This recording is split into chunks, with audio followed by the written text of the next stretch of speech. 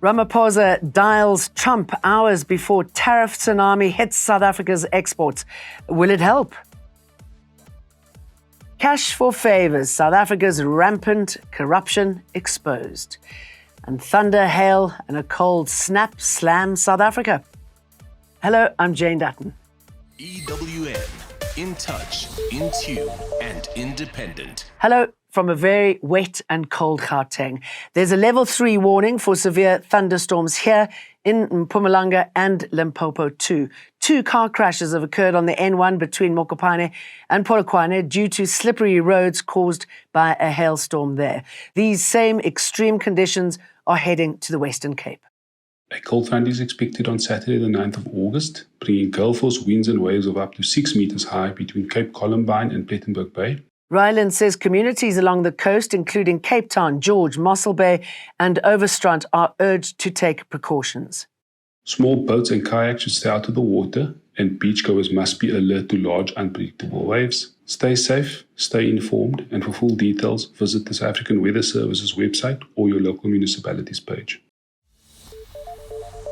Public Works Minister Dean Macpherson says he suspects a wider network of corruption within the Independent Development Trust. If a bribery attempt videos anything to go by, Macpherson has today opened a criminal complaint against the Trust's CEO, Tebogo Malaka, for corruption and bribery, following a bombshell video released by the Daily Maverick, the publication that first exposed suspected corruption in a hospital oxygen supply tenders. He's now instructed the IDT board to investigate all contracts that Malaka may have been involved in.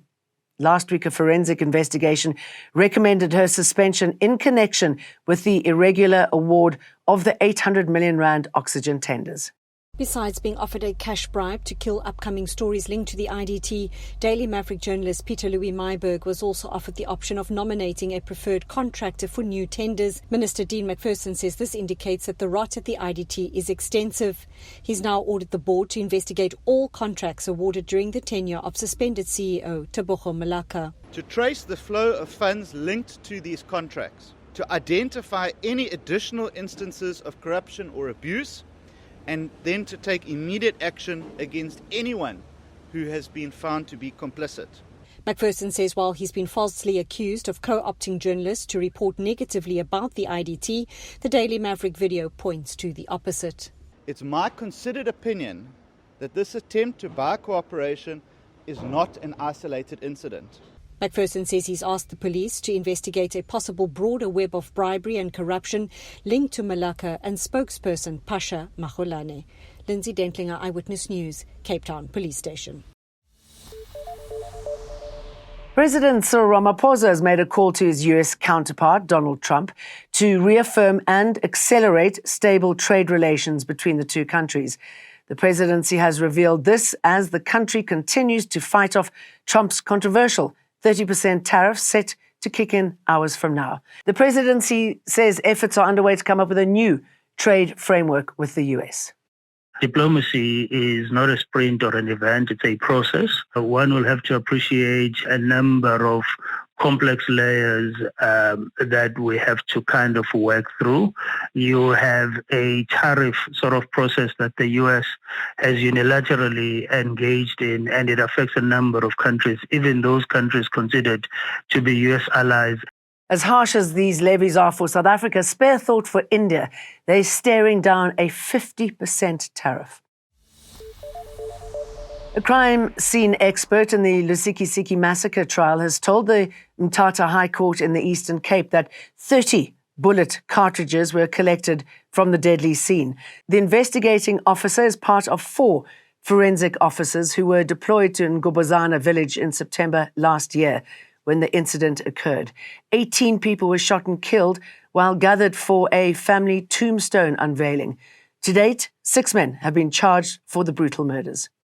Today's witness, who cannot be named, is a member of the South African Police Service forensic team. He testified that he and his team arrived in Ngobozana hours after the shooting and started processing the crime scene, including photographing the victims. He painted a picture of how they found some of them on top of each other, covered in blood. Going through the photo album, he told the court that most of them sustained gunshot wounds in their upper bodies, including the head, shoulder, neck, and arms. The warrant officer says about 30 bullet cartridges were recovered from the scene, as well as 4 bullet fragments and 3 bullets. The court has learned that all of them came from a high-caliber firearm. Nhlanhla Mabaso, Eyewitness News, Lusikisiki in the Eastern Cape. The Johannesburg High Court has questioned the validity of self-confessed killer Amber Lee Hughes' testimony after she lied under oath. Hughes was arrested after murdering her ex-partner's daughter in 2023 by drowning her in a bathtub. Today, the court heard both the state and defence's final arguments before final judgment can be given on the 28th of August. It's been 2 years now since the self-confessed killer, Amber Lee Hughes, has been appearing in court for the murder and rape of the little girl, Nada Jane Chilita. Nada Jane Chilita was found in a body of water in the East Rand apartment where Amber Lee Hughes and her ex-partner were sharing. In a shocking yet short appearance last month in July, Amber had confessed to murdering the child by sitting on her in a bathtub of cold water. Today, the Johannesburg High Court was hearing the final arguments by both the state and defense. Hughes' lawyers maintain that it was not a premeditated murder. Meanwhile, the state says that it was indeed, as there were text messages that have proven so. Is premeditation the only inference that the court can make on a proof case? And remember, there's no onus on the accused. The state carries the onus throughout. She made the 220 admissions. She admitted to killing the child. That is indeed so. The defense added that Hughes did not rape the child. Judgment is expected to be handed down by the Johannesburg High Court on the 28th of August. Ndogozo Khumalo, Eyewitness News, Johannesburg. Basic Education Minister Saviwe Gwarube has officially published the first 2 regulations under the Basic Education Laws Amendment Act for public comment. The regulations in the contentious legislation have been gazetted after months of discussions and calls from the Basic Education Portfolio Committee for Gwarube to finalise them. Parents, schools and members of the public can now make submissions on the regulations that relate to key issues like school admissions. The Good Party says, quote, instead of breaking down barriers, the minister is using regulations to quietly sabotage the transformative intent of the Bella Act. We demand the full implementation of Bella without delay. The Correctional Services Department has filed an intention to appeal a judgment which resulted in changes to the imprisonment of one of the accused in the Senzo Meyiwa trial. Last month, the Pretoria High Court handed down an order for Fisokuhle Ntuli to be moved from the Khosi Mampuru prison to the Leeuwkop facility. The judge made the call after Ntuli complained about the conditions of his imprisonment, claiming that he was irregularly moved to a section with tighter security. Correctional Services have now asked the court for the reasons for the order. The lawyers representing 4 of the accused in the Senzo Meyiwa trial insist their clients want to proceed with the Section 174 discharge application, but legal aid is not willing to foot the entire bill. Advocate Charles Mlisi, who's representing 2 of the accused, has told the court that he needs 4 weeks to prepare, but legal aid will not fund this. You're saying you are no longer wanting to represent your clients unless and until the legal aid board says that they will pay you for 4 weeks, whatever. No, I never said that, man. What That is the problem. That is the problem. I think I am being misinterpreted here. And that has always been the perception that has been in the mind of Legal Aid South Africa that I am after money. I am not after money, man. I was only requesting for assistance. A representative from Legal Aid South Africa said the body is only willing to pay the lawyers their daily rate when they're in court and for 2 hours of their preparation. Khomzo Modise, Eyewitness News at the Pretoria High Court. Civil society organisations and coastal communities have launched a formal appeal against government's controversial decision to greenlight Shell's Northern Cape ultra-deep oil and gas drilling project. the Department of Mineral and Petroleum Resources granted authorization of the project a month ago. Environmentalists, Green Connection and Natural Justice, along with numerous West Coast communities, say the approval is not only reckless but potentially unlawful. Legal advisor for the Green Connection, Sahil Singh, says if the project goes ahead, it'll be the deepest oil well in South Africa.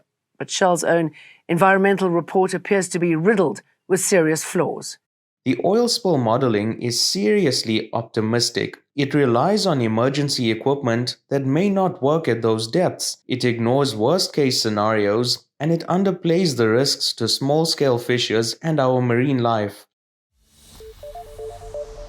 For the first time under Keir Starmer's one-in, one-out deal, small boat migrants have been detained for removal to France. The UK Home Office says transfers will happen in the coming weeks but won't reveal how many are detained, citing fears smugglers could exploit the information.